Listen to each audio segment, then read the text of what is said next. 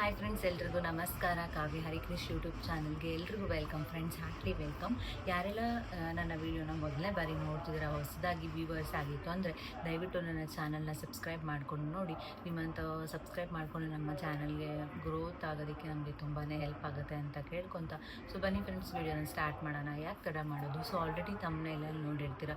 So ಹೆಣ್ಣು ಮಗು, ನಿಮ್ಮ ಗರ್ಭದಲ್ಲಿ ಹೆಣ್ಣು ಮಗು ಇದೆ ಅಂದರೆ ನೀವು ಯಾವ ಥರ ನಿಮ್ಮ ದೇಹದಲ್ಲಿ ಆಗುವಂಥ ಬದಲಾವಣೆಗಳ ಮುಖಾಂತರ ನೀವು ಯಾವ ಥರ ಐಡೆಂಟಿಫೈ ಮಾಡ್ಬೋದು, ನನಗೆ ಗರ್ಲ್ ಬೇಬಿ ಹುಟ್ಟುತ್ತೆ ಮುಂದಕ್ಕೆ ಅನ್ನೋದನ್ನು ನಾನು ಈ ವಿಡಿಯೋದಲ್ಲಿ ಕಂಪ್ಲೀಟಾಗಿ ತಿಳಿಸ್ಕೊಡ್ತೀನಿ. ಮೊದಲಿಂದ ಕೊನೆವರೆಗೂ ನೋಡಿ, ಮತ್ತು ಯಾರಿಗೆಲ್ಲ ಈ ವಿಡಿಯೋ ಹೆಲ್ಪ್ ಆಗುತ್ತೋ ಅವ್ರಿಗೆಲ್ಲ ಶೇರ್ ಮಾಡಿ, ಅವ್ರಿಗೂ ಕೂಡ ಈಸಿ ಆಗುತ್ತೆ ಕಲಿಯೋದಕ್ಕೆ ಅಂತ ನಾನು ಈ ವಿಡಿಯೋ ಮುಖಾಂತರ ಎಲ್ರಿಗೂ ತಿಳಿಸ್ತಾ ಇದ್ದೀನಿ. ಓಕೆ, ಗರ್ಲ್ ಬೇಬಿ ಅನ್ನೋದು ಇವಾಗ ನಮ್ಮ ಒಂದು ಸೊಸೈಟಿಯಲ್ಲಿ ಯಾವುದೇ ರೀತಿಯಾದಂಥ ಭೇದ ಭಾವ ಆ ಥರ ಏನೂ ಮಾಡೋದಿಲ್ಲ. ಬಾಯ್ ಬೇಬಿ ಆದರೂ ಸ್ವೀಕರಿಸ್ತಾರೆ, ಗರ್ಲ್ ಬೇಬಿ ಆದರೂ ಸ್ವೀಕರಿಸ್ತಾರೆ. ಸೊ ಬಾಯ್ ಬೇಬಿಗಿಂತ ಗರ್ಲ್ ಬೇಬಿ ಆದ್ರೇ ತುಂಬ ಪ್ರೀತಿ ಮಾಡೋದು ಆ ಥರ ಎಲ್ಲ ಇವಾಗ ನಡೀತಿದೆ. ಮುಂಚೆ ಆ ಥರ ಇತ್ತು ಅಂತ, ಸೊ ಅದಕ್ಕೆ ನಾವು ಸ್ಕ್ಯಾನಿಂಗ್ ಮಾಡ್ಸೋಕ್ಕೆ ಹೋದಾಗ ಅಲ್ಲೆಲ್ಲ ಕಾನೂನು ಬಾಹಿರ, ಲಿಂಗ ಪತ್ತೆ ಮಾಡೋದು ಕಾನೂನು ಬಾಹಿರ ಅಂತ ಅಲ್ಲಿ ಬೋರ್ಡ್ ಹಾಕಿರ್ತಾರೆ ಆಗಿನ ಕಾಲದಲ್ಲಿ. ಸೊ ಹೆಣ್ಮಗು ಆಯಿತು ಅಂತಂದರೆ ಅದನ್ನು ಅನಾಥಾಶ್ರಮಕ್ಕೆ ಕೊಡೋದು, ಅದನ್ನು ಸಾಯಿಸೋವಂಥದ್ದು ಆ ರೀತಿ ಮಾಡ್ತಿದ್ರು. ಸೊ ಅದೆಲ್ಲ ತಡೆಗಟ್ಟಬೇಕು ಅಂತ ಇವಾಗ ನಮಗೆ ಯಾವ ಮಗು ಅಂತ ತಿಳ್ಕೊಳ್ಳೋದಕ್ಕೆ ಚಾನ್ಸು ಇರೋದಿಲ್ಲ.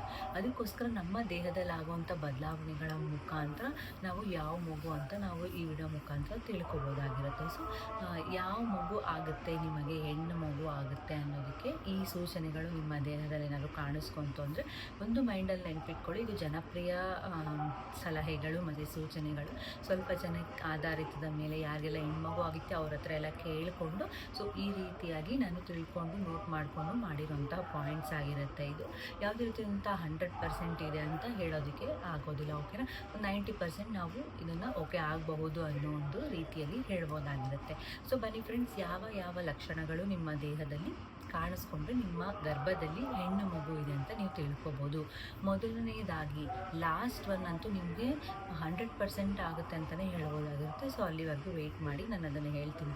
ಫಸ್ಟ್ನೇದು ಬಂತು ಅಂತಂದರೆ, ಫಸ್ಟು ನಮ್ಮ ಫೇಸು, ನಿಮ್ಮ ಮುಖ ಲಕ್ಷಣ. ನಿಮ್ಮ ಮುಖ ಲಕ್ಷಣ ಅನ್ನೋದು ಕಳೆಯಾಗಿರುತ್ತೆ, ಸ್ವಲ್ಪ ಅಟ್ರಾಕ್ಟಿವ್ ಫೇಸ್ ಆಗಿರುತ್ತೆ. ನಿಮ್ಮ ಮುಖದಲ್ಲಿ ಶೈನಿಂಗು ಚೆನ್ನಾಗಿ ಇರುತ್ತೆ. ಓಕೆನಾ, ಆಗ ನಿಮ್ಮ ಓಕೆ ನೋಡಪ್ಪ ಇವಳಿಗೆ ಕಳೆ ಇದೆ, ಸೊ ಕಳೆ ಚೆನ್ನಾಗಿದೆ, ಇವಳಿಗೆ ಗರ್ಲ್ ಬೇಬಿ ಆಗುತ್ತೆ ಅನ್ನೋ ಸ್ವಲ್ಪ ಹಳೆ ಕಾಲದವರು ಎಲ್ಲ ಮಾತಾಡ್ಕೊತಾರೆ. ಅದು ಕೂಡ ಒಂದು ರೀಸನ್ ಆಗಿರುತ್ತೆ. ನಿಮ್ಮ ಫೇಸಲ್ಲಿ ಹೆಚ್ಚು ಕಳೆಯಾಗಿದೆ, ಹೆಚ್ಚು ಬ್ರೈಟ್ನೆಸ್ ಆಗಿದೆ, ನೀವು ಚೆನ್ನಾಗಿ ಕಾಣಿಸ್ತಿದ್ದೀರಾ ಮೊದಲಿಗಿಂತ. ಇವಾಗ ಪ್ರೆಗ್ನೆಂಟಲ್ಲಿ ಆಲ್ಮೋಸ್ಟ್ ಎಲ್ಲರೂ ಚೆನ್ನಾಗಿ ಕಾಣಿಸಲ್ಲ. ನೀವು ಯಾವಾಗ ಚೆನ್ನಾಗಿ ಕಾಣಿಸ್ತೀರೋ ಆಗ ನೀವು ನೋಟ್ ಮಾಡ್ಕೊಳ್ಳಿ. ಸೊ ನನ್ನ ಗರ್ಭದಲ್ಲಿ, ನನ್ನ ಹೊಟ್ಟೆಯಲ್ಲಿ ಹೆಣ್ಣು ಪಾಪು ಇದೆ ಅನ್ನೋದನ್ನು ನೀವು ಫಸ್ಟ್ ಫೈಂಡ್ ಔಟ್ ಮಾಡ್ಕೋಬೇಕಾಗುತ್ತೆ. ಓಕೆನಾ. ಸೆಕೆಂಡ್ ಬಂದು ಹೊಟ್ಟೆಯ ಆಕಾರ, ಮೇನ್ ನಿಮ್ಮ ಒಂದು ಸ್ಟೊಮಕ್ ಸ್ಟ್ರಕ್ಚರ್. ಈ ಒಂದು ಹೊಟ್ಟೆಯ ಆಕಾರ ಯಾವ ಶೇಪಲ್ಲಿ ಇರಬೇಕು ಅಂತ ಅಂದರೆ, ಸೊ ನೀವು ಇವಾಗ ಮೇಲಿಂದ, ನಿಮ್ಮ ಹೊಟ್ಟೆ ಮೇಲಿಂದ ಕೆಳಗಡೆವರೆಗೂ ಈ ರೀತಿಯಾಗಿ ಗೋಳಾಕಾರದಲ್ಲಿ ಇರಬೇಕು.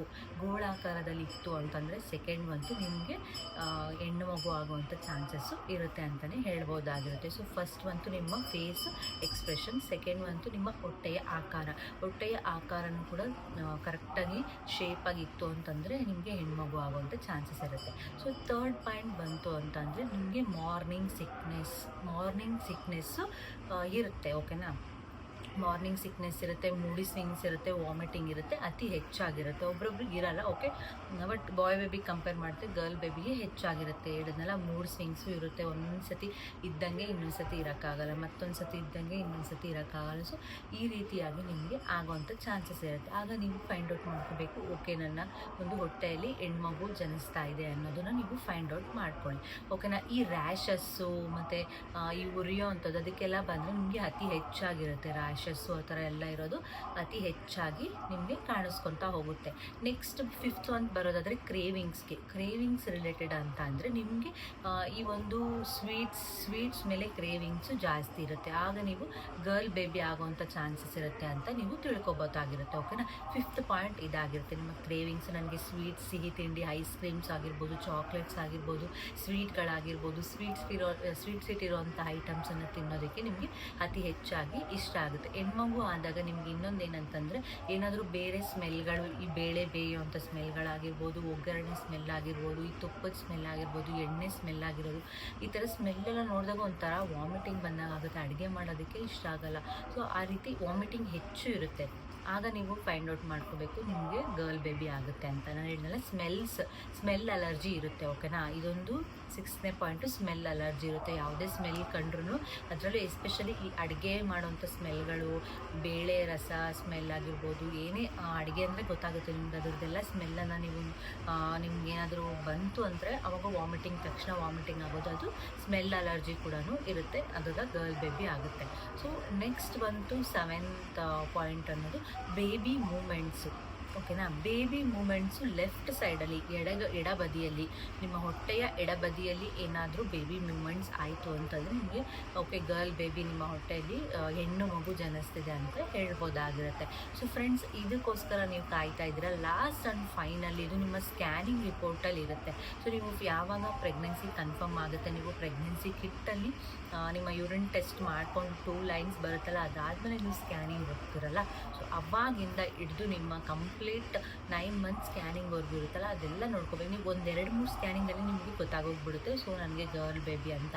ಸೊ ನೀವು ಫೈಂಡ್ ಔಟ್ ಮಾಡ್ಕೋಬೇಕಾಗಿರೋದು ಏನಿಲ್ಲ, ಒಂದೇ ಒಂದು 3 ಅಕ್ಷರಗಳಷ್ಟೇ, FHR.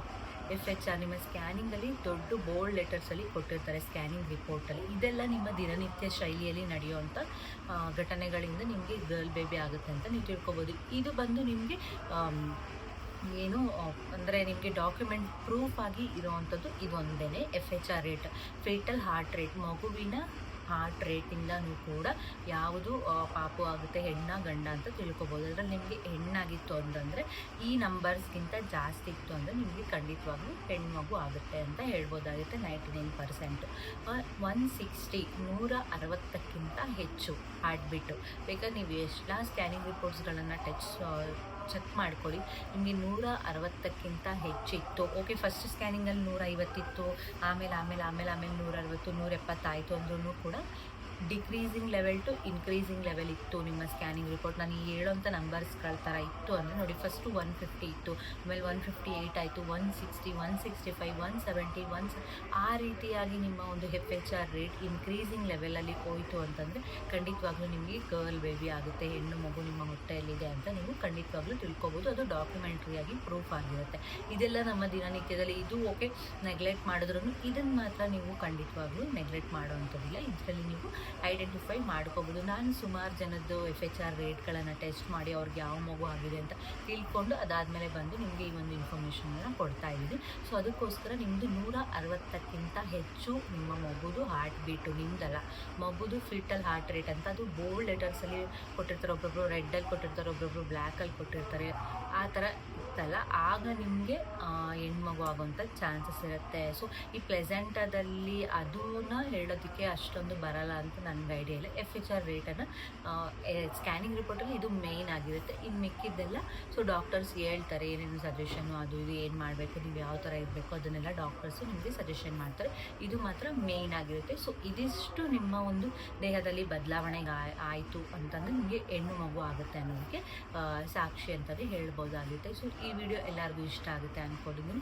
ಇಷ್ಟ ಆದರೆ ಲೈಕ್ ಮಾಡಿ, ಶೇರ್ ಮಾಡಿ, ಕಮೆಂಟ್ ಮಾಡಿ, ಮತ್ತು ಯಾರೆಲ್ಲ ಹೊಸಬ್ರು ನನ್ನ ಚಾನಲ್ನ ನೋಡ್ತಿದ್ರು ಎಲ್ಲರೂ ಸಬ್ಸ್ಕ್ರೈಬ್ ಮಾಡ್ಕೊಳ್ಳಿ. ಹಾಗೆ ದಯವಿಟ್ಟು ನನ್ನ ಚಾನಲ್ಗೆ ಸಪೋರ್ಟ್ ಮಾಡಿ ಅಂತ ಕೇಳ್ಕೊತಾ ಇಷ್ಟೊತ್ತು ವಿಡಿಯೋ ನೋಡೋದಕ್ಕಾಗಿ ಎಲ್ರಿಗೂ thank you so much. Love you all. Take care. Bye.